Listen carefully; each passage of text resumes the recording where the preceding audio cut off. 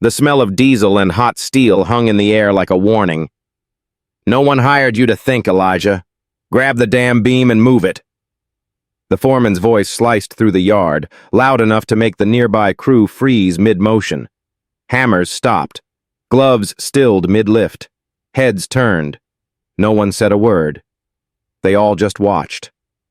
Elijah Ward stood where he was, dust clinging to the sweat on his neck. He had paused for a reason. His eyes were on the support grid beneath the crane, just enough misalignment to snap a beam off-center. A mistake that could kill someone. He pointed. "If you install it now, you'll throw the load path off. Shift 5 degrees left or weld fails under weight."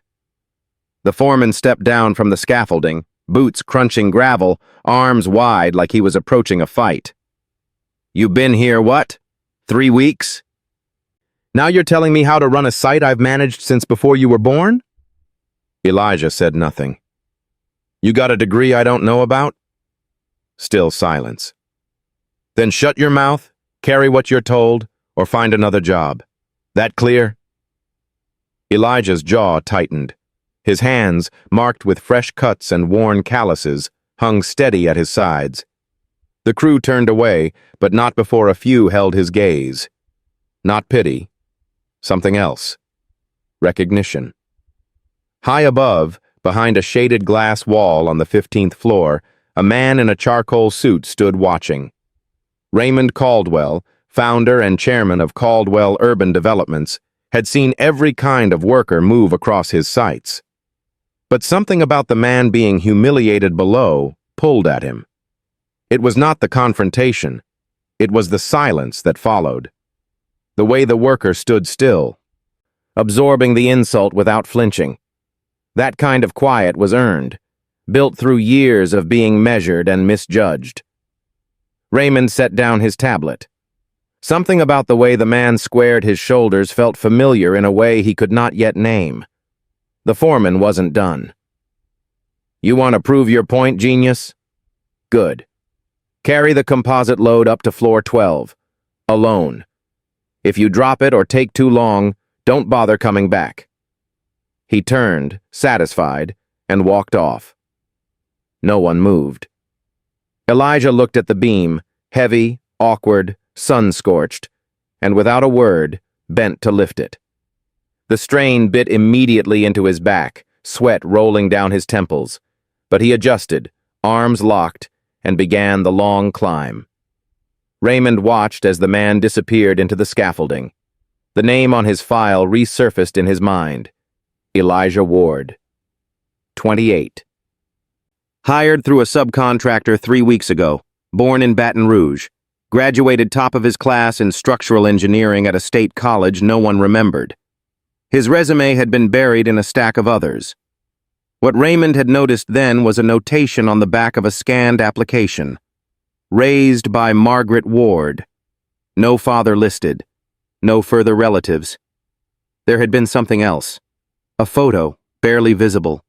A child wearing a chain with a silver tag. He had dismissed it then. Now he could see the flash of silver against Elijah's wrist as he climbed. "Elaine," he said quietly to his assistant as she entered the office. "Cancel the investor lunch. I need to walk the site." "But sir."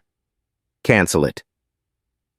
Minutes later, he stepped out of the SUV and onto the gravel, the sun dragging shadows long across the worksite. The place buzzed with the sound of saws and generators, but it all quieted when workers noticed who had arrived. The man in the suit always meant something had gone wrong. Raymond scanned the site, found the foreman. "Barker." The man looked up, startled. "Mr. Caldwell, good to see you, sir. I wasn't expecting. I was watching from the tower." Barker straightened. "Explain why that man," he pointed up the stairs where Elijah had just emerged with the beam over his shoulder, breathing hard but still moving, "is carrying weight not approved for single lift. He's a temp. Caused some trouble. Needed a lesson." "Trouble?" "Questioned the rigging process." "Was he right?" Barker paused. "That's not the point." It is now. You're relieved. Sir? Leave your badge with security. Effective immediately. Gasps echoed in the silence. Nearby workers exchanged glances. No one spoke. Raymond turned toward the scaffolding. Elijah had stopped at the top landing, staring down.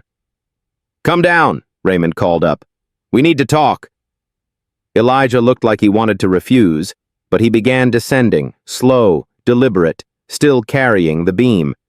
When he reached the bottom, he set it down gently, then looked Caldwell in the eye. "You got something to say, sir? Say it." Raymond studied him. Posture, jawline, eyes that held too much for a man that age. He reached into his breast pocket and pulled out an old photograph, yellowed at the edges. "Do you know her?" Elijah glanced down. His throat tightened. "That's my mother." Raymond nodded once. "I knew her, a long time ago. We were together once, before she left, before she changed her name." He pointed to Elijah's wrist. "The bracelet. What does it say?" Elijah shifted uncomfortably. "It says Elias, my mother's father. She said it was all she had left from him." "It is not." Raymond's voice dropped. "I had that made, 29 years ago, for a son I never got to meet." The sound of wind rattled the scaffolding. "She told me nothing," Elijah whispered. "She told me even less." Raymond looked at him, eyes tired.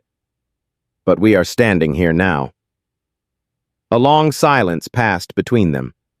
Finally, Elijah asked, "What happens next?" Raymond glanced back toward the tower. "You walk with me, and then we begin again." The door to the executive trailer swung shut behind them. The noise of the construction site faded like an engine dying in the distance. Inside, the space was silent, sterile, too clean. Elijah stood near the blueprint table, his boots leaving faint prints on the polished tile. Raymond Caldwell moved slowly, as if time owed him caution now. He stepped toward the window and stared out across the girders, steel bones of a building rising on the back of men like Elijah. His voice, when it came, was low. "I lost your mother before I ever knew what I had." Elijah said nothing. He had not sat down. His arms were still tense, folded across his chest, the sweat on his brow beginning to dry.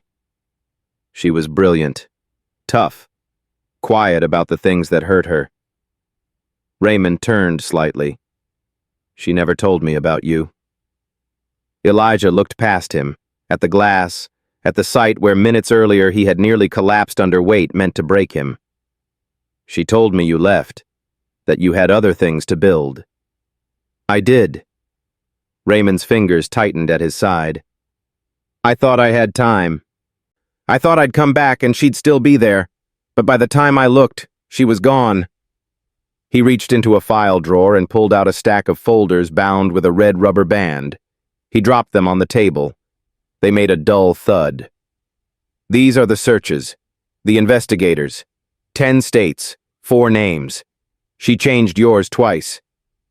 Elijah glanced at the papers but did not reach for them. His eyes were unreadable. "She called herself Marin Torres when she died," he said, voice low. "I buried her myself. Cancer took her slow. She never talked about you until the very end." Raymond nodded once. His voice cracked. "I deserve that silence." Another pause stretched between them. The air conditioner hummed. Somewhere outside, a crow cawed. "I did not bring you here to explain myself," Raymond said. "I brought you here because that bracelet was meant for a boy who would carry more than his name. And today, I watched you carry more than that." "I don't need sympathy," Elijah said. "You think that's what this is? I think rich men feel guilty sometimes, and guilt makes them generous. But I'm not here for charity. I don't want to be your legacy." Raymond looked at him fully now. "You already are." Elijah's jaw clenched. His shoulders tightened. The room felt too small. You expect me to just believe this? Because you recognized a chain? No. I expect nothing. But I have something else. He turned and opened a second drawer in the cabinet. From it, he pulled a small, dust-covered box. Velvet, torn at the corner. He opened it, slow. Inside was a second bracelet, identical to Elijah's. Same engraving, same worn curve. Elijah stared at it like it was a ghost. I had two made, one for him to wear, one for me to keep, so I'd remember what I lost. Elijah took a step forward but did not touch it. His voice, when it came, was quieter than before. She used to hold mine when she cried. Raymond blinked. She'd sit by the stove late at night, thought I was asleep, but I could see her silhouette, holding this chain like it was a promise she couldn't keep. For the first time, Raymond sat down.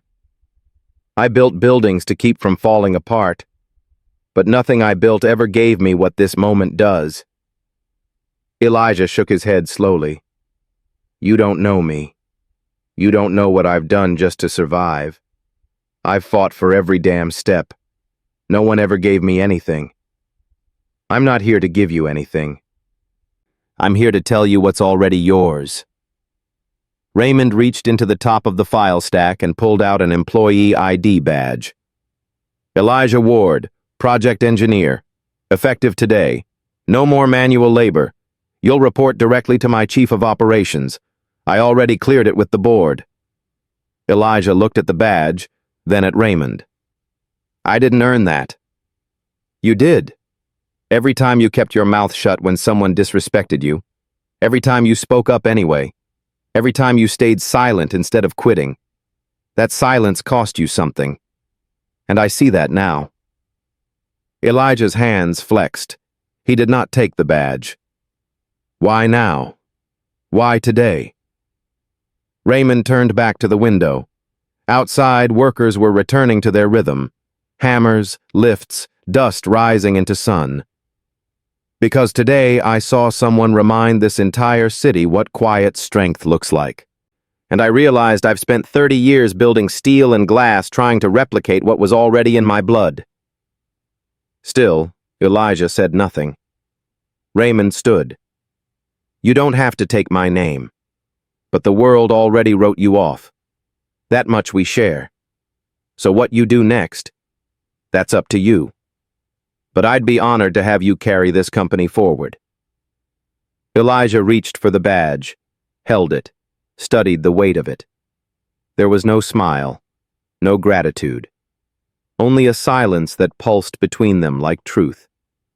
He turned and walked toward the door. But before he reached it, he paused. She left letters, he said. I haven't read them all, but she mentioned your name in one. Said you were the architect who forgot his own foundation. Raymond closed his eyes. Elijah opened the door. I'm not here to fix you. I'm here to build what comes next. And then he was gone. The trailer door clicked shut behind him. Outside, the wind had changed. Raymond stood alone in the silence, staring at the empty chair across from him, and knew something had shifted forever. The elevator ride to the operations floor was quiet, except for the groan of old cables pulling weight they were never meant to bear. Elijah stood alone inside, the badge in his pocket, fingers still marked with the grit of steel. His shirt clung to his back, and the dust on his boots stained the polished floor beneath him. No one met his eye when he stepped out. The hallway was all white walls and muted glass, the kind of place built to whisper power, not declare it. A woman waited at the end, early 40s, pressed suit, eyes sharp enough to cut steel. She did not smile. You're Elijah Ward, she said. Yes. I'm Camille Ingram, Chief of Site Operations. Caldwell says you're reporting to me now. Elijah nodded once. You're late, she added, glancing at her watch, though she knew damn well he'd come straight from the ground. He said nothing. I don't care who your father is, she said flatly. You're either competent or gone.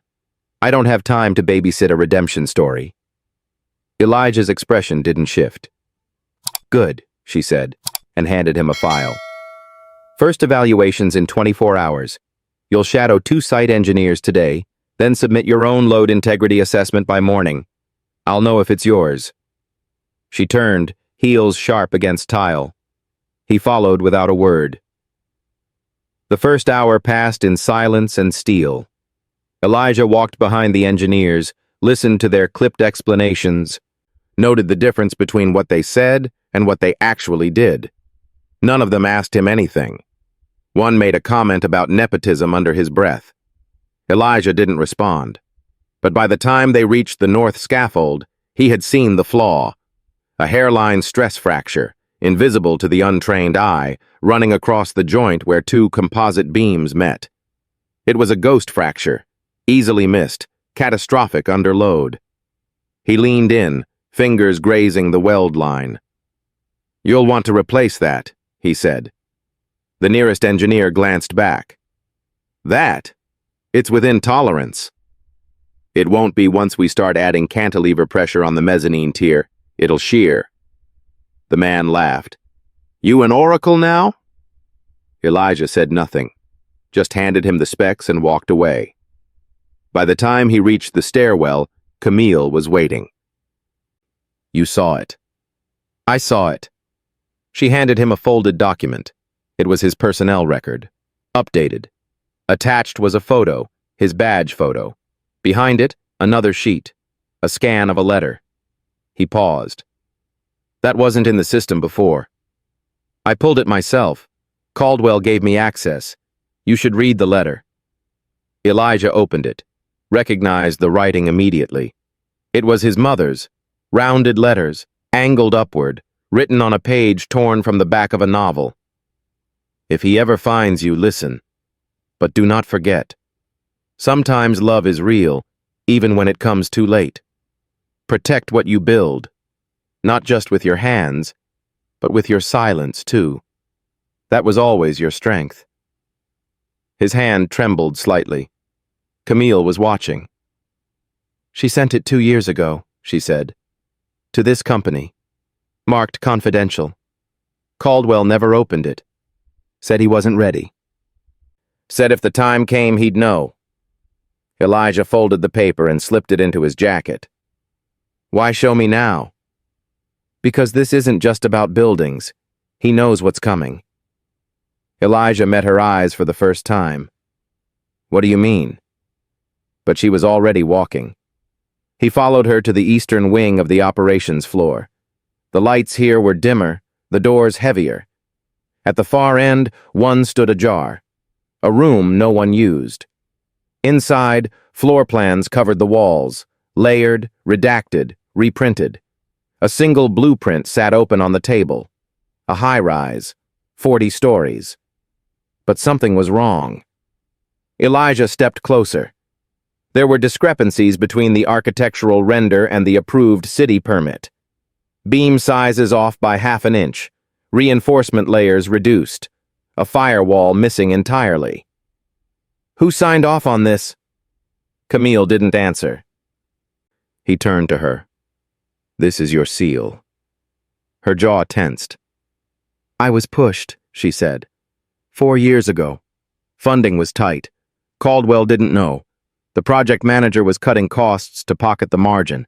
I fought it, but I didn't win. Elijah stepped back, the blueprint still in his hand. You buried this.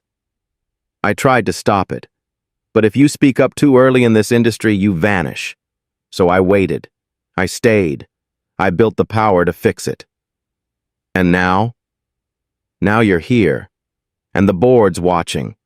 They see you as leverage, as the son of a name with weight. Elijah stared down at the prints. How many people live in this building? 642. 10 floors are subsidized. Families, kids. No one's reported anything, yet. But if the wrong wind hits... She didn't need to finish. He folded the plans. I'll fix it. You'll have to go through the board. I said I'll fix it. Camille's gaze softened just slightly. He's more like you than you realize, she said quietly. Elijah didn't answer. That night he sat on the floor of his apartment, the letter from his mother beside him, the blueprint spread out like a crime scene between coffee mugs and old floor tape. Outside, the city pulsed with lights and noise, and inside, he thought of steel and silence and stories never told. He took the bracelet from his wrist, held it in both hands.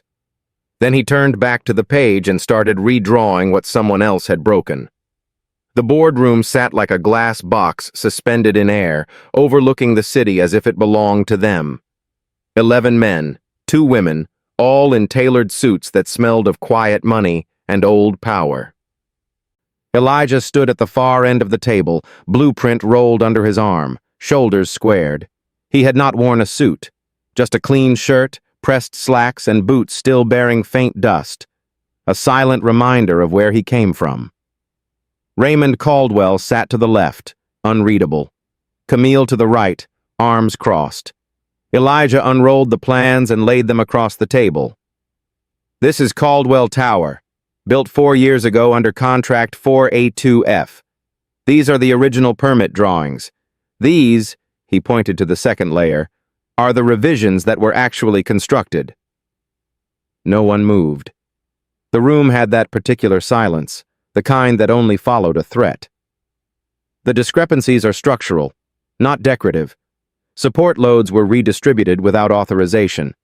A third of the fire suppression system was downgraded. Weld points were fabricated to appear compliant. A woman in tortoiseshell glasses leaned forward. What are you suggesting? I'm not suggesting anything. I'm confirming a cover-up.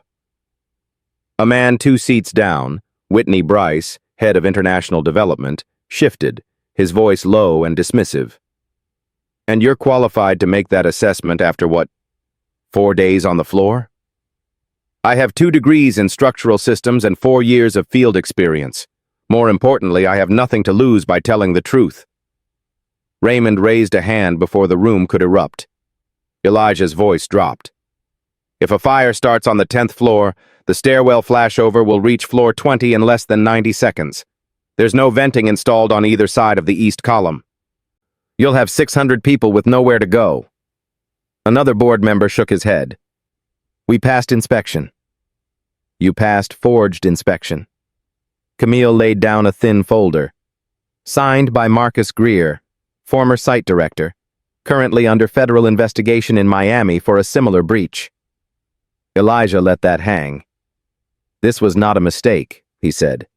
This was a decision. No one spoke. Raymond finally leaned forward.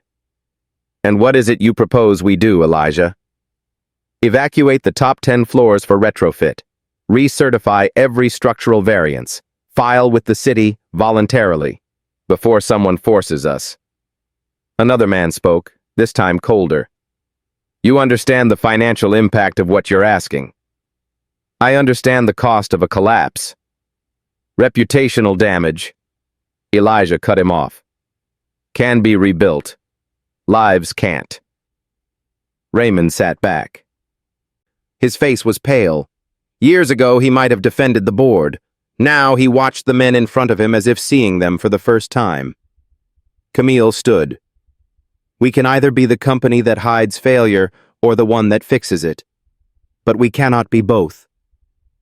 There was a beat. Then Raymond nodded once. Elijah will oversee the retrofit. Camille, you'll give him your team. Gasps, objections, voices rising like sirens in a storm. But Raymond stood. This is not a debate. If this table has forgotten why we started this company, then it is time to rebuild the foundation.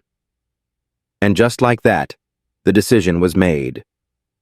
After the meeting, Elijah stepped into the hallway. He didn't breathe until the door shut behind him. Camille followed, silent until they reached the freight elevator. You did something men twice your age would never dare. He leaned against the wall. I didn't win.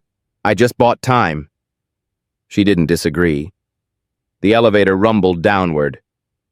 Did he know? Elijah asked. Caldwell. Did he know it was bad? Camille nodded. He suspected, but he wasn't ready to look it in the face until someone like you forced him to. And the board? They'll find someone to blame. They always do. The elevator landed with a groan. The doors opened to the sublevel, storage and records. Camille led him down a narrow hallway lit with buzzing fluorescents. Why are we down here? She unlocked a steel cabinet, pulled out a thin binder, older than the others, its spine faded to gray. Because this project, the one we're trying to fix, wasn't just the board's failure. It was personal. She handed him the binder. Elijah flipped it open. Photos, letters, invoices, a letterhead with his mother's name. She worked on this? Camille nodded. She submitted early warnings, red flags. Her name's in 3 progress reports, all flagged by the original contractor. She tried to stop this long before it ever reached construction. He stared at the page in disbelief. She knew? She always knew. Elijah closed the binder. For the rest of the day, he did not return to the office. Instead, he walked the scaffold floors of Caldwell Tower, measured bolts, photographed seams, touched the welds his mother had warned about years before. She had carried the truth in silence. Now he carried the responsibility in full light. By nightfall, the city glowed against the Hudson, and Elijah stood across from the building on a neighboring rooftop, blueprint folder at his feet, wind teasing the edge of his collar. He thought of Raymond's eyes in that boardroom, not triumphant, not even relieved, just tired, like a man watching his empire sway. He thought of Camille, quieting a room of wolves without ever raising her voice. He thought of his mother, pushing warnings into drawers no one opened, planting seeds of truth into steel that others bent.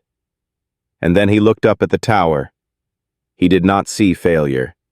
He saw foundation. Tomorrow, they would begin again. The voice on the phone was hoarse with exhaustion. I thought you should know, Camille said. Caldwell's in the hospital. Mild arrhythmia. He's stable.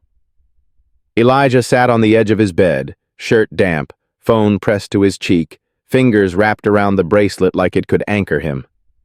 When? He asked. An hour ago. He collapsed in his office after the city engineer signed the retrofit permit. EMTs said it was stress. He'll recover, but he asked for you. He did not reply. Elijah. I heard you. She waited. He hung up. Outside, the street buzzed with late buses, a motorcycle fading into the distance, someone yelling about rent into a broken intercom. But inside, there was only the ticking of a clock that belonged to no one and the silence of decisions not yet made. He showered, dressed, and walked. Past corner bodegas still open, past scaffolding hung with wind-torn banners, past men who looked like him, strong, weary, invisible. The city did not ask questions. It never had. It only watched to see who would endure. The hospital smelled like antiseptic and flowers someone had forgotten to throw out. A nurse pointed him toward the cardiology wing. He did not speak, did not slow. Raymond lay in a private room, wires snaking from his chest to machines that blinked like polite warnings. His skin looked thinner now, more fragile than the empire he built. You came, Raymond said, voice ragged. I almost didn't. But you did. Elijah sat in the chair near the bed, not close, not distant. You waited until your body gave out to ask for me. Raymond's mouth curled faintly. Men like me, we don't learn fast. You didn't learn. You collapsed. Semantics. Elijah stared at the wall, where a framed painting of the Brooklyn Bridge hung in grayscale. My mother used to call that the last honest structure in New York, he said. She said bridges only stand because every part pulls against itself. That tension is what holds them up. Raymond exhaled slowly. She said something similar to me once. She say that before or after you walked away? Raymond's eyes closed. I thought I had time. You always think there's time, until there isn't. I didn't choose to forget you. No, Elijah said. You just chose everything else. He stood, but Raymond's voice stopped him. I was 29, arrogant, hungry, thought I could build something that would make me unforgettable, and instead I lost the one person who could have made me human.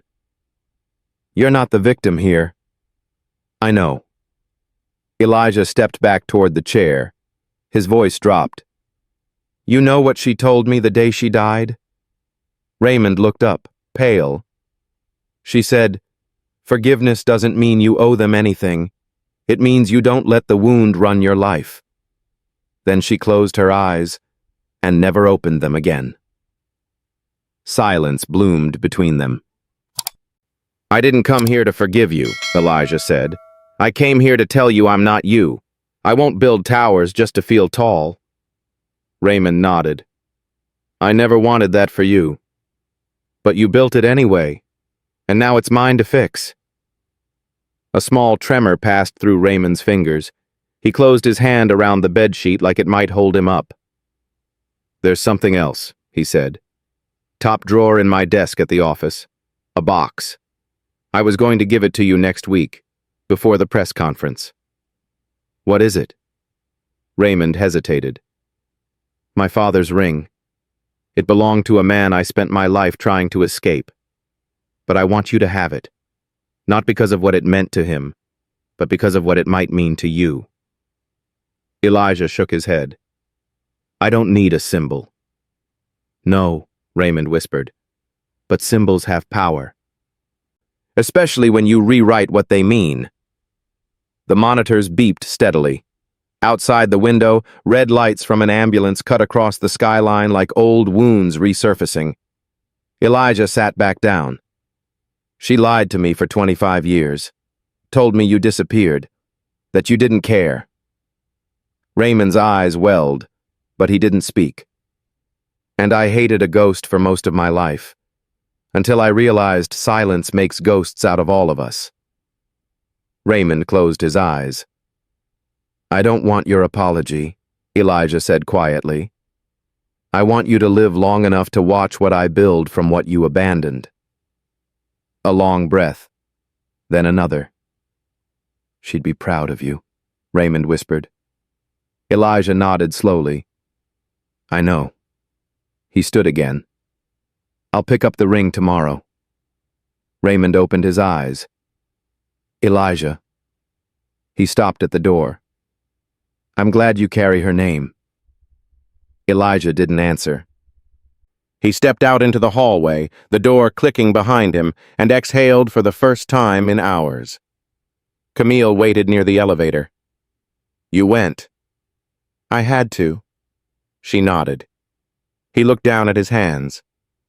Legacy isn't a gift. It's a question.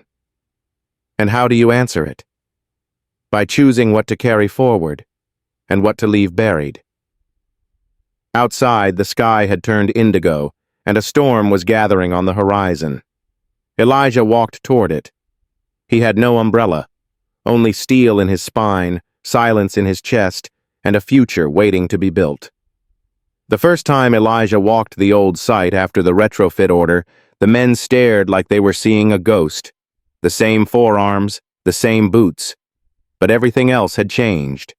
He didn't bark orders, didn't raise his voice. He just watched, measured, listened, and slowly, one by one, they followed. He returned to the load-bearing column where he had first been humiliated. The gravel there was still dark from last week's rain. The air smelled like cold iron and stale sweat. He knelt down, fingers grazing the base of the beam, then stood again. Cut it, he said. The young welder blinked. Now? Now. No hesitation, no explanation. But the welder called out the order, and within minutes the torch hissed to life, sparks fanning out like a silent storm. Elijah stood there, watching it all come undone, not with destruction, but with intention. By noon, half the first floor had been cleared, the old reinforcement grid exposed like the bones of a mistake no one wanted to claim. Camille arrived just before the third column was pulled. She said nothing at first, just leaned beside him and handed over a folded sheet of paper. Early PR draft, she said. Press conference is set for Friday. Caldwell's name comes first, yours second. He didn't even open it. He agreed? He insisted. Elijah folded the paper and slid it into his back pocket. He's more aware of the cost than anyone. Of money? No. Of silence. She nodded, then nodded again toward the second scaffold tier where two older crewmen had paused their work to watch him. One of them, Andres, had been there the day Elijah was humiliated. The other had looked away. They're waiting, she said. Not just to see what you do, but to see if it's for them, or just for yourself. Elijah didn't respond. That evening, he walked the outer perimeter of the site where the chain-link fencing curved around to the loading dock. David Ellis, the night guard, sat smoking just inside the gate. His radio crackled static. "You really Caldwell's kid?" he asked without looking up. "I'm Elijah Ward."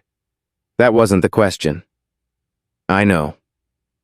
David took a slow drag, then flicked the ash into the dark.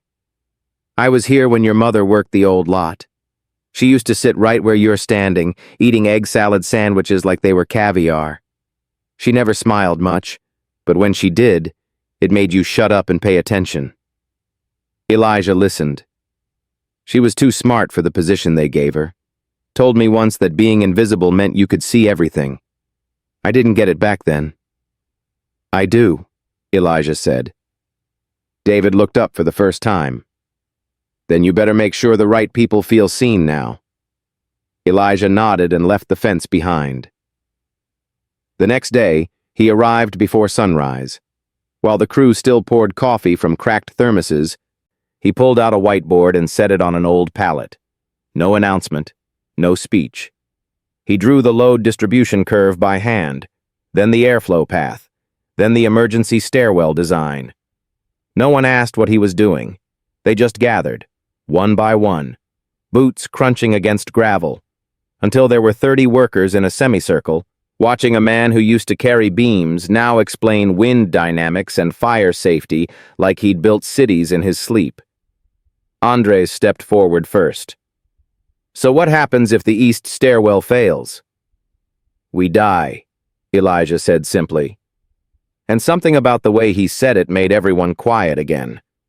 He stepped aside, handed the marker to a younger worker.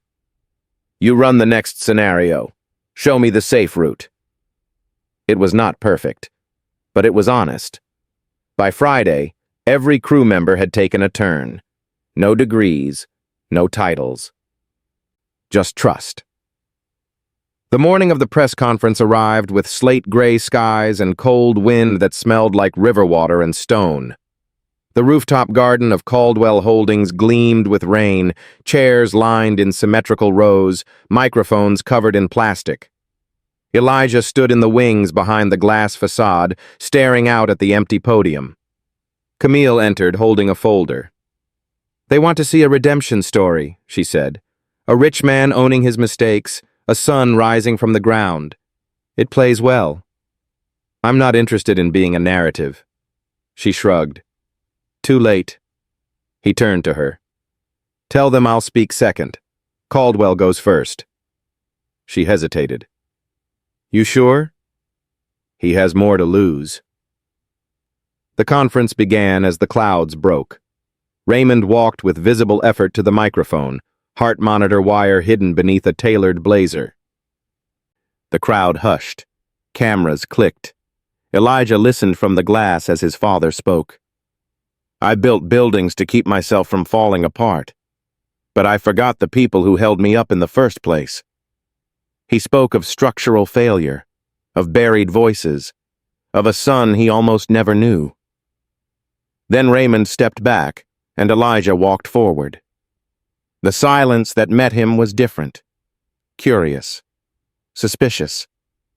He looked over the skyline, then down at his own hands. These hands used to carry weight for a company that didn't see me. Now they carry the responsibility to fix what was broken from the inside. He didn't raise his voice. He didn't ask for belief. He just named names, showed the retrofit timeline, outlined the new safety policy and the Worker Inclusion Board launching next month. Then he ended with this: respect isn't a gift. It's not inherited. It's earned by the people who show up every day and carry weight without being seen. This company is theirs now. I'm just here to keep it standing. When he stepped away from the podium, the city behind him did not look smaller. It looked ready. The box was smaller than he expected. Elijah found it in the bottom drawer of Raymond's desk, tucked behind 3 sealed contracts and a velvet case holding an antique pen. There was no label, no name, just a worn corner and a single strip of tape holding it shut. He took it home, laid it on the floor beside his mattress like it might bite. Outside, the city whispered through the window. Horns, wind, someone arguing 2 floors down. Inside, everything was still. The lamp cast a dull glow across the wooden slats, shadows stretching long and crooked like memory. He opened it. Letters. Dozens. All in his mother's handwriting. None addressed, none stamped. Just folded pages, some stained, others brittle with time. The top one began without greeting. You were 6 when you asked if blueprints could lie. Elijah stopped breathing. I told you no, but I was wrong. They lie all the time, because they assume the world outside the plan will behave. It never does. He read for hours, pages poured with truths she never spoke. The real reason she left Raymond wasn't distance. It was danger. A whistleblower case she had stumbled into during her work on a previous Caldwell property. A pattern of material substitutions signed off by someone on the executive team. She had tried to raise the alarm. They buried her, cut her hours, froze her pay. And then came the threat. Not in words, in action. Her car tampered with. Her files wiped from the server. One afternoon, a man she didn't know followed her all the way to the train. She left that night, changed her name, moved south. Raymond never knew, at least, not all of it. He found a photo clipped to one letter. Elijah, age 5, asleep under a drafting table, one sneaker missing. A crayon drawing of a house tucked under his arm. His throat burned. He kept reading. The last page in the box was dated just 3 months before her death. If you find this, then you've come further than I ever could. I didn't leave to punish him. I left to protect you. But silence is a coward's currency, and I spent it all. You deserved better. His hands trembled. He stood, paced the room, pressed his palms to the windowsill and stared down at the street. He could see the faces of the workers arriving early to the night shift across the avenue. One of them had once told him he looked like someone who'd been burned and kept walking anyway. He hadn't known what to say then. Now he did. At sunrise, he returned to Caldwell Tower. Not the new site, not the polished retrofit zone. The old wing, the forgotten side of the building still awaiting its final report. He descended to the sub-basement, swiped his badge at a door few had entered since the scandal broke. Inside, boxes, old filing cabinets, stacks of raw material invoices from 15 years ago. He opened drawer after drawer until he found it. Contract 228C. The job his mother had flagged. The substitution logs, forged inspections, and at the bottom, an initial. R.W., not Raymond, but Robert Westing, former executive vice president, quietly retired after a brief investigation into accounting discrepancies. Buried. Forgotten. Elijah stared at the signature, his pulse a hammer in his chest. He had heard that name once before. In a story his mother told about a man with too many watches and not enough conscience. He left the file open on the table. Called Camille. "I need you in sub-basement 3. She arrived in 10 minutes, no questions. Her eyes scanned the open drawer, the signature. "I know that name," she said. "I want everything you can find on him." Camille crossed her arms. "Are we reopening this?" Elijah's voice was calm. "No, we're finishing it." They took the file directly to Raymond the next morning. He was sitting upright now, color back in his face, sipping weak coffee from a white ceramic mug. He read the signature once, then again. "I should have seen it." "He used your trust to bury her," Elijah said. Raymond didn't argue. He retired with full pension, started a consulting firm 3 months later. "He tried to erase her," Elijah said, "but she knew how to write in margins." Raymond set the paper down. "What do you want to do?" Elijah didn't hesitate. "We're going public." Raymond looked tired again, but not resistant. "I'll take the blame." "You should," Elijah said, "but I'll carry it." Camille glanced between them. "Are you sure?" "I'm done inheriting silence." The press release went out that afternoon. It wasn't slick. It wasn't polished. Just truth in black and white. A former executive. A buried investigation. A woman silenced. A sun rising. By nightfall, the industry blogs were on fire. By morning, the mayor's office had issued a statement commending corporate transparency under new leadership. But Elijah didn't care about headlines. He only cared that her name was finally written where it always belonged, in the record, not the footnote. He stood that evening on the 42nd floor of Caldwell Tower, wind cutting across the half-built balcony. The skyline stretched in all directions, lights pulsing like arteries, trains threading through the boroughs like veins. He opened his notebook, wrote a single sentence.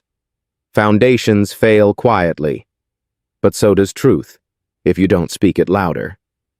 Behind him, Camille stepped onto the deck. "You ready for what comes next?" He closed the notebook. "I've been ready since they told me I wasn't supposed to be here." She smiled, not with pity, with understanding.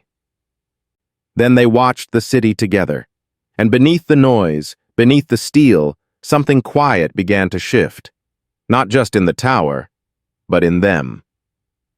3 months later, the tower stood complete. Glass gleamed like ice in the morning light. The wind rolled clean across the top floors where workers had once stood in silence, doubting, watching, waiting. Now the rooftop garden bloomed with native grass and low benches etched with names of engineers, welders, project managers, and Marin Torres. Elijah had insisted on it. The plaque read, "For those who build quietly and carry more than blueprints." He stood beside it now, jacket open to the autumn wind, hands resting in the pockets of his slacks. Below him, the city vibrated with its usual rhythm, too fast, too loud, too much. But up here, there was space. Camille joined him minutes later, a folder in hand. "The City Council approved the Worker Equity Initiative," she said. "Passed without amendment." Elijah nodded. "They'll try to water it down," she added. "Let them try." She handed him the folder. Inside, the foundation papers for the Marin Torres School of Urban Design, a joint venture between Caldwell Holdings and the public university. First class scheduled for next fall. Priority admission for students from construction families. "It's yours to launch," Camille said. "It was always hers." She nodded once. They stood together without speaking, two silhouettes against a skyline neither of them had been born into, but both had shaped. He returned to his apartment that night long after the sun had set. The box of letters was still in its place, beneath the bed, unopened since that day. But the last one, the one he had nearly memorized, stayed on the windowsill. He read it again now.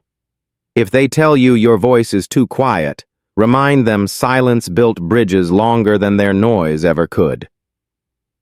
That line stayed with him the next morning as he stood before a classroom of 23 students, some young, some older, all in hard hats and steel-toe boots. The room smelled like sawdust and printer toner. "I'm not here to make you architects," he said.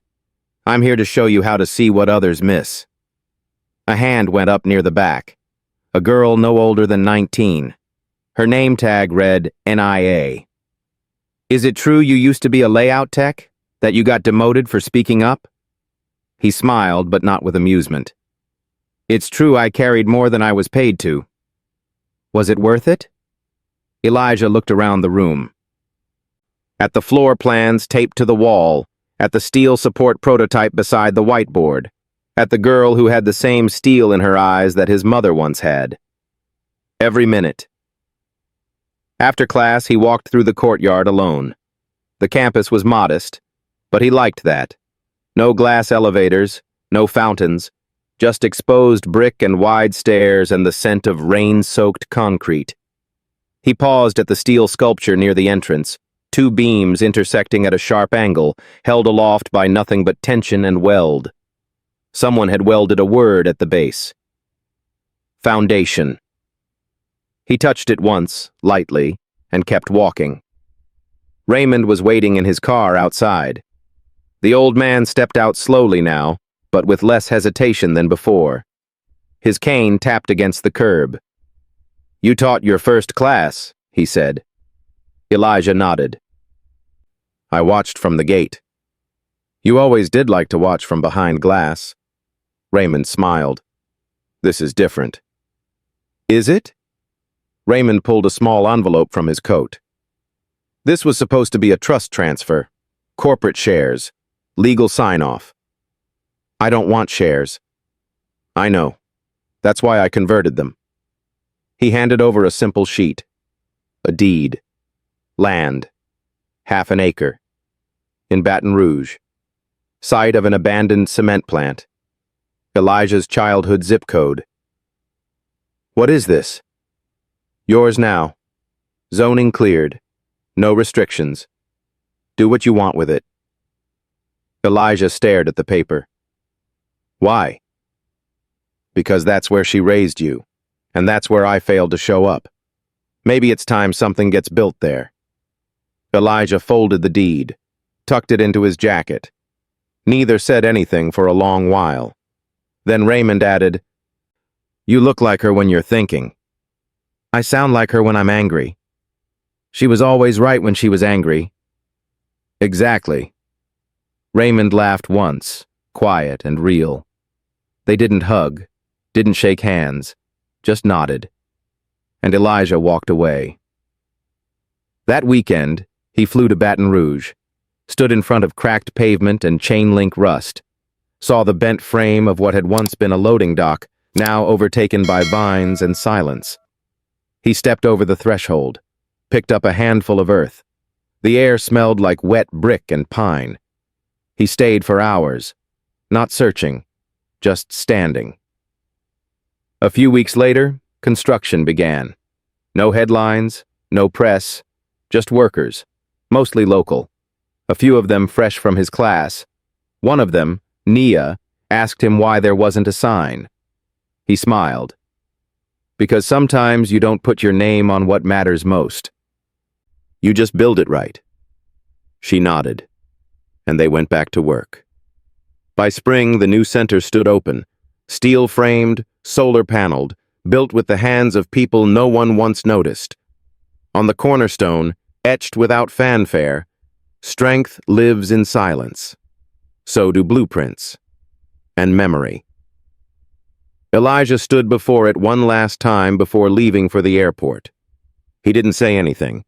He didn't need to, because everything worth saying had already been built.